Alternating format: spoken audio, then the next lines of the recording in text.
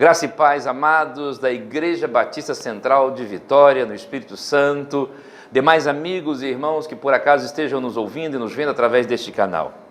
É com alegria que estamos aqui para expor mais um trecho da Palavra de Deus, aguardando o desenrolar da situação em que se encontra não apenas o Estado do Espírito Santo e o nosso país, como boa parte do nosso planeta. Estamos numa pandemia decretada pela Organização Mundial de Saúde por causa do Covid-19, uma espécie de vírus, um coronavírus que tem causado um certo transtorno em alguns lugares e algumas pessoas, lamentavelmente, têm tido suas vidas ceifadas. Estamos felizes e, ao mesmo tempo, preocupados e apreensivos com o desenrolar, mas confiamos que Deus é soberano e dono de todas as coisas, e Ele está no controle de tudo. Hoje estaremos meditando no Salmo de número 3. O Salmo de número 3 é um Salmo de Davi, e este é um dos salmos que é dos mais fáceis de identificar, porque no próprio título dele nós encontramos a identificação do autor. O título é Um Salmo de Davi quando fugiu de Absalão, seu filho. Alguns estudiosos não concordam que esse título seja um título original da Bíblia hebraica. Mas, por outro lado, teólogos antigos, como Agostinho, criam que realmente esse título seja inspirado e se encontra no texto sagrado. E pela própria antiguidade do título, pela autoridade de homens como Agostinho, eu acabo me rendendo que esse título realmente traduz que este salmo é um salmo de Davi. Nós vamos tentar expor esse salmo. É um salmo profundo, embora curto, mas traz uma profundidade bíblica e teológica muito grande. Não teremos talvez um tempo hábil para explicar com profundidade, mas com certeza vamos tentar trazer luz a algumas aplicações práticas e espirituais que podemos fazer deste salmo maravilhoso. Façamos a leitura da palavra de Deus, Salmo de número 3. Senhor, como se tem multiplicado os meus adversários. São muitos os que se levantam contra mim. Muitos dizem da minha alma, não há salvação para ele. Mas tu, Senhor, és um escudo para mim, a minha glória e o que exalta a minha cabeça. Com a minha voz clamei ao Senhor. Ele ouviu-me desde o seu santo monte.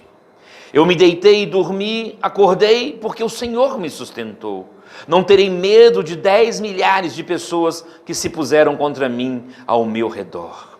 Levanta-te, Senhor, salva-me, Deus meu, pois feriste a todos os meus inimigos nos queixos, quebrastes os dentes aos ímpios. A salvação vem do Senhor, sobre o teu povo seja a tua bênção. Que Deus abençoe sua palavra aos nossos corações. Oremos. Pai, nós louvamos o teu nome e te adoramos. Nós suplicamos que este homem agora há de ser reduzido, Senhor, para que o teu Espírito possa ser exaltado e o teu Filho glorificado. Fale através da exposição desse texto, Senhor.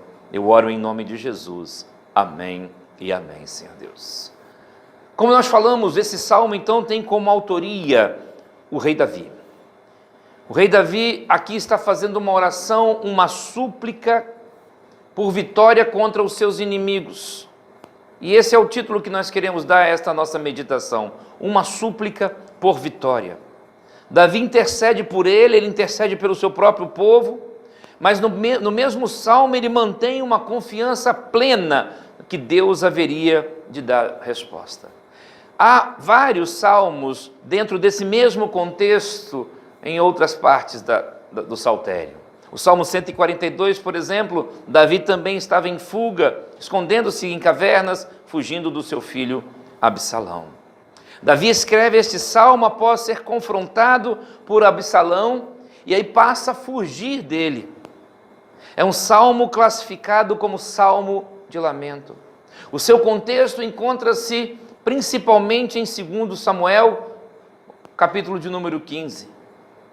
Mas é importante que nós também leiamos os capítulos, a partir do capítulo 13, principalmente, até o capítulo 19, para que nós possamos compreender melhor esta história. Absalão foi o terceiro filho do rei Davi. Sua mãe era Maaca, filha de Talmai, rei de Gesur. Ele era um filho amado, como todos os filhos de Davi, mas que ao mesmo tempo se sentia talvez solitário e distante do seu pai. A vida no palácio real parecia não ser muito fácil para a família real, para os filhos de um modo geral. Amon, meio-irmão de Absalão, estupra, violenta a irmã de Absalão, Tamar, e aí gera uma crise. Davi aparentemente se abstém de chamar a atenção do seu filho, aparentemente se abstém de discipliná-lo, e isso gera uma revolta no coração de Absalão. Absalão se sente cada vez mais rejeitado também, e aí ele mesmo resolve tomar atitudes e acaba mandando matar o seu irmão Amon. Desta forma, Absalão gera mais tristeza, mais angústia no coração de Davi. Absalão achou que Davi tinha sido muito complacente com seu irmão, por isso acabou mandando matá-lo. Quando Absalão mata o seu irmão, ele foge para a terra do seu avô, Gesur, e ali fica por 3 anos. Passado esse tempo, Davi chama de volta Absalão, mas não o recebe no palácio. Passam-se mais 2 anos. Absalão então cria um plano, uma artimanha para poder se aproximar de Davi.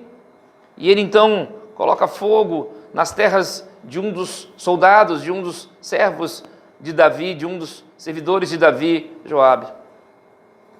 E aí, ele com esse plano, com esse ardiz, ele é chamado por Davi. E a Bíblia retrata isso de uma forma muito rápida, talvez pela frieza da situação. Mas Absalão sente que reconquistou o seu pai, e ele passa então a trabalhar para derrubar o seu pai. Ele trama uma trama traiçoeira, e ele gradativamente vai ganhando confiança dos israelitas. Esse era o seu plano de conquista. E ele aos poucos foi minando a confiabilidade que o povo tinha em Davi, foi minando a confiabilidade que o povo tinha no seu próprio pai. Ao conquistar o povo, Absalão obriga seu pai a fugir. E esse é o contexto que nós estamos nesse salmo. Ele toma o palácio e de uma forma abominável tem relações sexuais no terraço com as concubinas, como prova do seu domínio agora. E isso é uma abominação diante de toda a nação, e todos na cidade que passavam podiam ver aquela triste cena. Davi, por outro lado, com o tempo, com o auxílio dos seus oficiais, Uzai, Joabe, Abissai, Itai, ele conseguiu novamente derrotar o exército de Absalão. Ele pede para que os seus soldados tenham complacência do seu filho, mas Absalão acaba por ser morto. Esse é o contexto triste deste salmo. Por isso que ele é uma oração. Por isso que ele é uma oração de súplica. E aqui a confiança em Deus, apesar das perseguições, apesar das aflições, apesar dos inimigos, é algo muito latente na vida daquele que era chamado rei segundo o coração de Deus. Davi, ele tem dentro do seu coração um grande amor pelo seu povo, pelo seu Deus. E este salmo então retrata a profunda dor de Davi pela perseguição que estava sofrendo pelo seu próprio filho. Davi aqui é um tipo de Cristo. A sua dor aponta para a dor que Cristo sofreu no Getsêmani. Alguns estudiosos inclusive acreditam que o caminho que Davi fez ao fugir de Absalão e o local aonde ele ficou é exatamente o local de Getsêmani, exatamente o local que Jesus passou com os seus 12 discípulos. Este salmo está dentro de uma tríade, 3, 4 e 5, salmos 3, 4 e 5, que estão relacionados com a oração, com as orações, da manhã e da tarde do povo de Israel. E assim, nesse salmo nós veremos 3 coisas. Nós vamos dividi-lo em 3 partes, bem distintas. Primeira parte, o clamor de Davi, versos de 1 a 2. Segunda parte, a certeza da proteção divina, versos 3 a 5. E por fim, a certeza de vitória, versos 6 a 8. Vamos começar com a nossa primeira parte, o clamor de Davi. Ele começa dizendo: Senhor, como tem se multiplicado os meus adversários, são muitos os que se levantam contra mim. Davi, ao fazer isso, ele mostra que sabia que crescia grandemente a oposição contra ele. Absalão tinha conquistado a cidade com a sua simpatia, talvez, ou talvez falando mal de Davi. A cidade de Jerusalém e o povo de Israel, de um modo geral, estava favorável naquele momento a Absalão. Davi não era uma pessoa bem vista. Ele sabia o quanto a oposição crescia com relação à sua pessoa e também com relação ao seu governo. Davi temia. Davi sentia realmente uma profunda dor no seu coração por tudo que estava acontecendo. Isso é algo tremendo. Muitas vezes isso acontece conosco. Muitas vezes nós também passamos por dificuldades, muitas vezes nós passamos por problemas, por ansiedades. Muitas vezes nós temos nossos inimigos nos cercando e precisamos clamar ao Senhor como Davi fez. Clamar ao Senhor como o servo dele fez. Devemos confiar que Deus há de ouvir o nosso clamor. Neste salmo, Davi clama a Deus. Muitos estavam acreditando nas mentiras de Absalão. Muitos estavam acreditando naquilo que Absalão estava dizendo. Muitos acreditavam no que Absalão estava afirmando. Agora, Davi precisava reverter essa situação, mas antes ele precisava fugir, porque ele não tinha condições de enfrentar o seu próprio filho. Aparentemente o exército de Absalão tornara-se maior do que o exército de Davi. Davi suplica a Deus. Aí nós vamos ver a segunda parte. Quero abrir um parênteses aqui. Aqui pela primeira vez você vai encontrar no Salmo a expressão Selá. Selá é uma expressão que carrega uma conotação musical, provavelmente. Ela significa uma pausa. Na Bíblia, de um modo geral, principalmente nos Salmos, ela divide os Salmos em 3 sessões normalmente. Muitas vezes, na última sessão também aparece a expressão Selá, mas na grande maioria aparece apenas na primeira e na segunda sessão. Essa mudança aqui também pode significar uma mudança de assunto, ou a mudança do tom da voz, ou da conversa, ou simplesmente a mudança de esperança. Davi agora começa a mostrar de outra forma. Verso de número 3: Mas tu, Senhor, és um escudo para mim, a minha glória e o que exalta a minha cabeça. E ele fala: com a minha voz clamei ao Senhor. Lá no Salmo 142 há uma expressão muito parecida, que virou um hino belíssimo. Clamar ao Senhor era algo que Davi sabia fazer. Ele clamava ao Senhor pelo perdão de pecados, ele clamava ao Senhor quando precisava vencer inimigos, ele clamava ao Senhor quando estava diante de dificuldades. Talvez diante do problema que nós estamos passando agora no mundo afora, precisamos aprender a clamar mais ao Senhor. Com a minha voz clamei ao Senhor, Ele ouviu-me desde o seu santo monte. Meu amado e minha amada, Davi tinha uma certeza, a certeza da proteção divina. Davi confia na promessa de Deus, no pacto que ele fez lá atrás com o seu servo Abraão, no pacto que ele fez com o próprio Davi, o pacto davídico. Lá em Gênesis capítulo 15, verso 1, nós encontramos: depois dessas coisas, veio a palavra do Senhor a Abraão em visão, dizendo: não temas, Abraão, eu sou o teu escudo, o teu grandíssimo galardão. Exatamente essa ideia que Davi coloca aqui no verso de número 3, mas tu, Senhor, és um escudo para mim. Diante de toda a oposição que Davi sofria, ele sabia que em Deus podia confiar. Diante de toda a oposição que ele sofria, ele sabia que de Deus viria a sua proteção. Deus sempre ouve o clamor sincero de um servo seu. Deus sempre ouve o clamor sincero de alguém que se curva diante dele com humildade no coração, como Davi tinha. Talvez nossas orações não tenham sido atendidas, porque muitas vezes está nos faltando a humildade de Davi, está nos faltando um clamor sincero, um clamor verdadeiro do fundo dos nossos corações. Davi mais uma vez aqui lembra Jesus no Getsêmani. Ali Jesus clamou, ali Jesus orou a Deus. Ele suplicou até mesmo para que Deus passasse dele aquele cálice. Jesus clamava a Deus, Jesus clamava ao Senhor.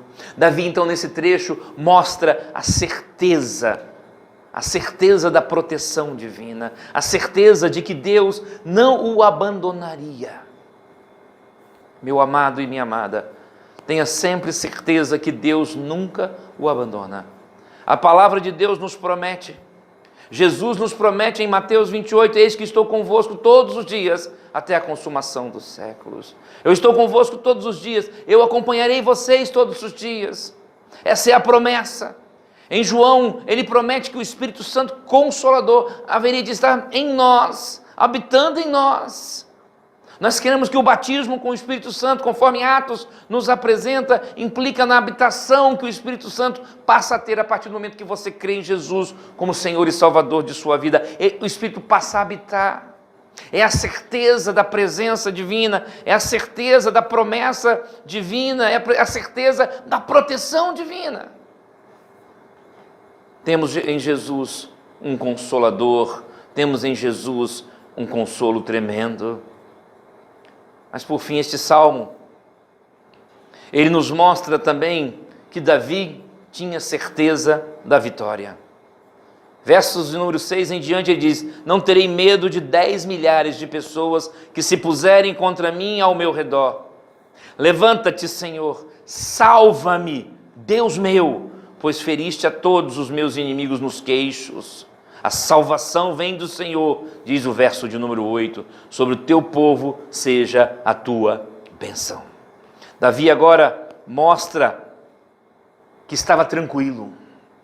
Ele diz que dormiu, levantou-se, porque Deus estava com ele. O sono tranquilo de Davi, ele está associado à certeza que ele tinha, que era do Senhor que vinha o seu sustento. Davi tinha certeza absoluta que o seu sustento vinha do Senhor. Davi podia repousar em segurança durante a noite, e o apoio que recebia significava a mão de Deus, era o seu travesseiro. A mão de Deus o protegia, a mão de Deus o dirigia. A maioria do povo tinha seguido Absalão. Mas isso não mais afligia o coração de Davi, porque ele sabia que Deus estaria com ele. Ele sabia que os propósitos de Deus haveriam de se cumprir. Imagina a tristeza, imagina a angústia que estava no coração desse pai, ao saber que foi traído pelo filho, e ao mesmo tempo o filho conquista a confiança do povo que este pai tinha dado tantas vitórias, liderando como chefe do exército, como rei. Mas agora, Davi se sente traído pelo filho, mas ainda assim, ele tinha absoluta certeza de vitória. Davi tinha plena confiança que Deus o salvaria daquela situação, e a sua oração era consciente disso. Veja o verso 8 novamente, a salvação vem do Senhor, sobre o seu povo seja a sua bênção. Davi tinha plena convicção dessa vitória, Davi tinha plena convicção da sua salvação. Meu amado, Davi me ensina uma outra coisa muito profunda aqui. A salvação eterna também vem do Senhor. A Bíblia diz que pela graça sois salvos por meio da fé. Isso não vem de vós, é um dom de Deus. Não vem das obras para que ninguém se glorie. Significa, meu amado e minha amada, que nós somos incapazes de nos salvarmos. Nós somos incapazes de conseguirmos a salvação pelos nossos próprios méritos, pela nossa própria força, pela nossa própria vontade. Por isso que você tem que orar pela sua salvação, para que Deus possa transformar o seu coração, para que Deus possa transformar a sua vida, para que você tenha uma vida transformada pela presença do Espírito Santo de Deus, porque em Deus está a nossa salvação. A salvação não está em mim, a salvação não está no ser humano, a salvação não está na capacidade intelectual do homem, mas a nossa salvação está em Deus. E o que nós podemos aplicar deste pequeno salmo? O que nós podemos aprender destes salmos? Vamos fazer algumas aplicações deste salmo neste momento. A primeira coisa que nós aprendemos é que o pecado, mesmo arrependido, traz consequências. No verso 1, Davi pergunta: por que se enfurecem os gentios e os povos imaginam coisas vãs? Parece que Davi esqueceu que Natã havia dito para ele que, em virtude do pecado que cometera, em virtude do seu adultério, em virtude do homicídio que cometera, coisas iriam acontecer, inclusive na sua família. Amado, isso não significa que Deus não tenha perdoado Davi, mas significa que o pecado sempre traz consequências. A Bíblia diz que o salário do pecado é a morte. E como o salário do pecado sendo a morte, é mais uma das consequências que não tem como se tirar. Nós somos salvos, sim. Nós somos salvos eternamente, sim. Mas sempre os nossos pecados trarão consequência para as nossas vidas. Não adianta você achar que pode fazer tudo, depois ao se converter, tudo vai ser apagado, não há mais pecado, não há mais problema. Lê do engano. O pecado, mesmo arrependido, traz consequências. Conheço pessoas que muitas vezes não conseguem entender isso. Não conseguem entender que muitas e muitas vezes Deus, ao nos perdoar, permite que consequências ocorram por causa dos nossos pecados. Muitas vezes Ele mesmo coloca essas consequências nas nossas vidas. Muitas vezes Ele mesmo produz essas consequências nas nossas vidas. Mas a grande maioria delas são consequências simplesmente porque falhamos. Se você falhou lá fora, não adianta querer fugir. Se você lá fora cometeu algum tipo de pecado que possa trazer algum tipo de consequência, isso vai acontecer. Todo pecado traz consequências. Davi estava perguntando por que se influenciam os gentios e os povos, imaginam coisas vãs. Mas Davi talvez tivesse esquecido de que Natã prometera ou falara que consequências viriam por causa daquele pecado que Davi cometeu. Segunda coisa que eu aprendo deste salmo: o ser humano tem dificuldade de entender o perdão de Deus. Mesmo o povo amando Davi, corria rumores que ele não era mais abençoado por Deus. Muitas vezes se mede a bênção de Deus pelo que se vê, pelo que os olhos veem, pelas coisas conquistadas. Mede-se igrejas abençoadas pelo tamanho delas, pelo tamanho do seu santuário, pela sua condição financeira. Deus não olha por este ângulo, Deus não olha por esta vista. E muitas vezes nós não conseguimos entender que Deus perdoa. Eu sei que também é muito difícil você entender que alguém, um estuprador, um assassino, possa ser perdoado. Mas a Bíblia está repleta de exemplos desses. Manassés foi um homem mau, foi o pior rei que teve Judá, mas ele se arrependeu dos seus pecados. A Bíblia mostra que o ladrão na cruz lá, um dos ladrões crucificados ao lado de Jesus, naquele momento de dor e de aflição, ele se arrepende dos seus pecados. A Bíblia diz que Saulo, depois Paulo, acompanhava a morte de Estevão e as vestes de Estevão foram depositadas aos seus pés. Logo, meu amado, por mais dificuldade que nós tenhamos de entender o perdão de Deus, Deus nos perdoa completamente. Davi, ele vai reverter a situação desse salmo, ele vai reverter a situação dessa sua poesia belíssima, exatamente porque ele sente o perdão de Deus, exatamente porque ele sente que foi perdoado, que não há mais dívida alguma. que Deus havia pego os seus pecados e lançado nas profundezas dos mares, como diz em Miqueias, que Deus já não guardava mais nada. Por mais difícil que seja, meu amado, Deus nos perdoa completamente. Eu sei que nós temos dificuldade. Eu conheço pessoas que têm dificuldade de entender por que são perdoadas. Conheço pessoas que vivem ainda com muita dificuldade porque ainda estão presos a um passado, que se esqueceram que Deus os perdoou, Deus as perdoou completamente. O povo não conseguia entender assim.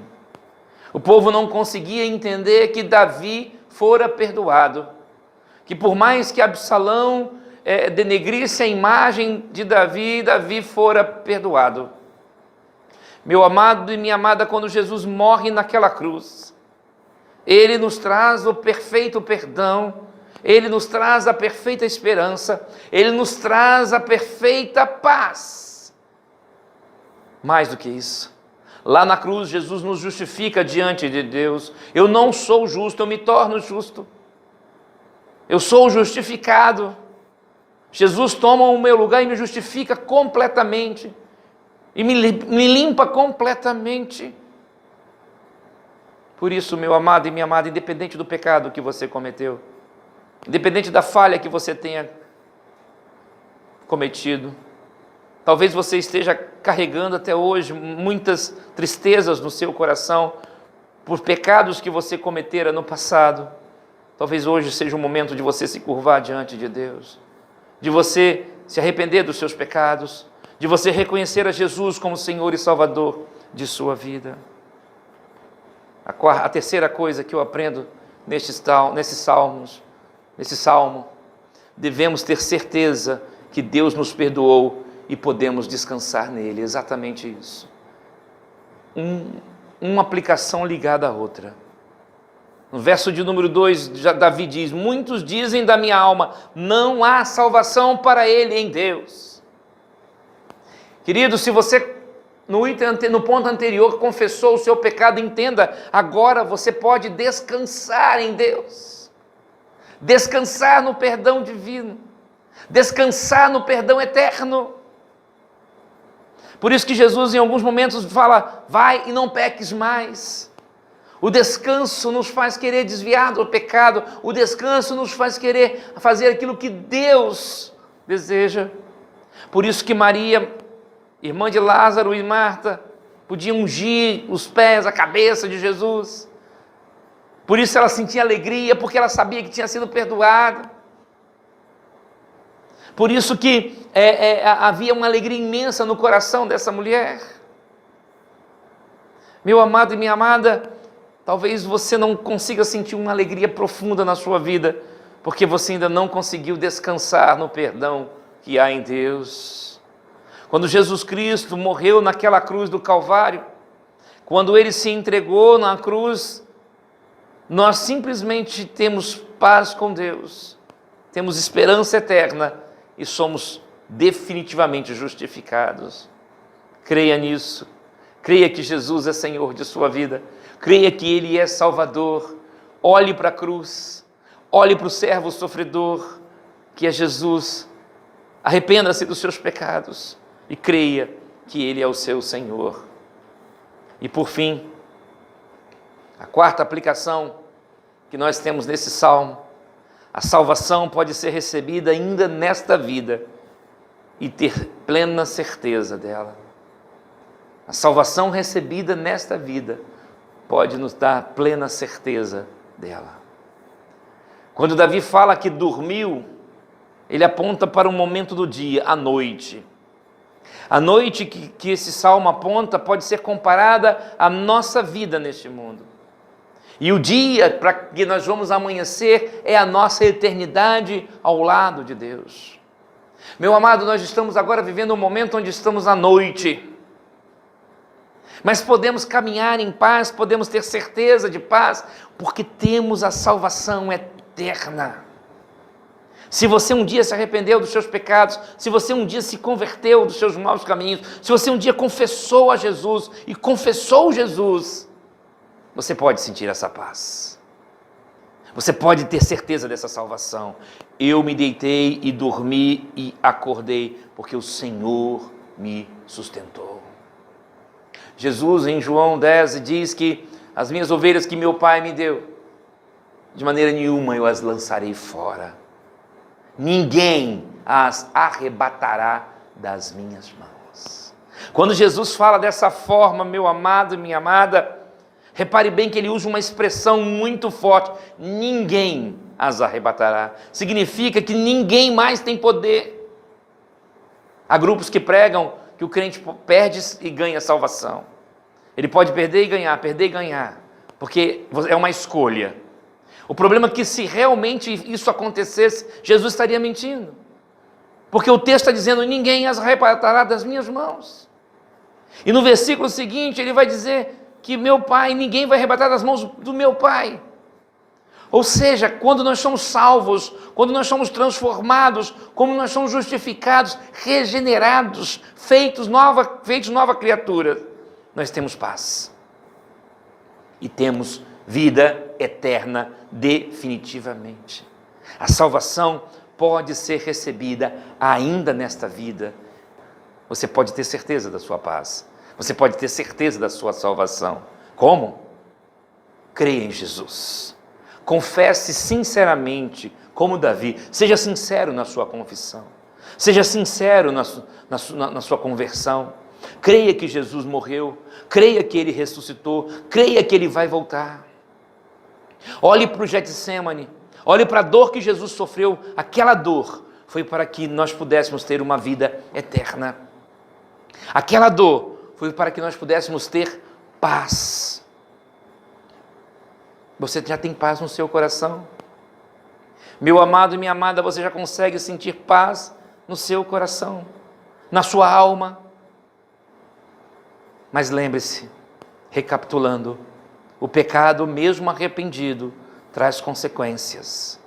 Lembre-se, outras pessoas terão dificuldade. Se você de fato confessar Jesus, se arrepender, não significa que você não tem que pagar, por exemplo, uma dívida social que tenha. Não significa que você não vai ter problemas com seus familiares. Porque o ser humano tem dificuldade. Mas você que realmente se arrependeu, confessou, você pode ter paz.